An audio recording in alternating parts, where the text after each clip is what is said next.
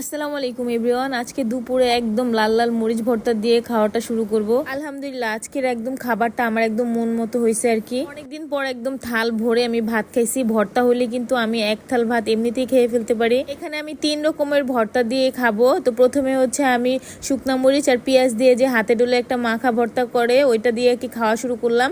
আর ওইটা দিয়ে বড়া দিয়ে যখন খাচ্ছিলাম অনেক বেশি মজা লাগছে। আর ওই ভর্তাটা আমি অল্প একটু নিয়েছি হচ্ছে বড়া দিয়ে খাওয়ার জন্য। ভর্তা আমার সব সময়ের জন্য পছন্দের একটা খাবার, কিন্তু হাত জলে দেখে সব সময় আর কি ভর্তা বানাইতে পারি না। মাঝে মধ্যে যখন ভর্তা বানাই তখন আর কি পেট ভরে ভাত খাই। পরে হচ্ছে আমি এখানে অল্প একটু মিষ্টি কুমড়া ভর্তা বানাইছিলাম। ওই যে পেঁয়াজ মরিচ ভর্তার সাথে অল্প একটু মিষ্টি কুমড়াটা আর কি ডলে একটু ভর্তা বানাই নিছি। তো মিষ্টি কুমড়া ভর্তাটা দিয়েও একদম বড়া দিয়ে খাচ্ছিলাম, অনেক বেশি মজা লাগতেছিল। আর গরম ভাতের সাথে কিন্তু ভর্তা এমনি বেশি মজা লাগে।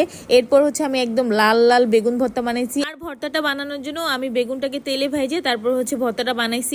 পোড়া বেগুনের ভর্তাটাও কিন্তু বেশি খাইতে মজা লাগে, কিন্তু তেলে ভেজেও বেগুনটা ভর্তা করলে এটাও কিন্তু খেতে অনেক বেশি মজা লাগে। তো একদম বেগুন ভর্তাটা দিয়ে আমি একদম মন মতো মাখে মাখে খাচ্ছিলাম।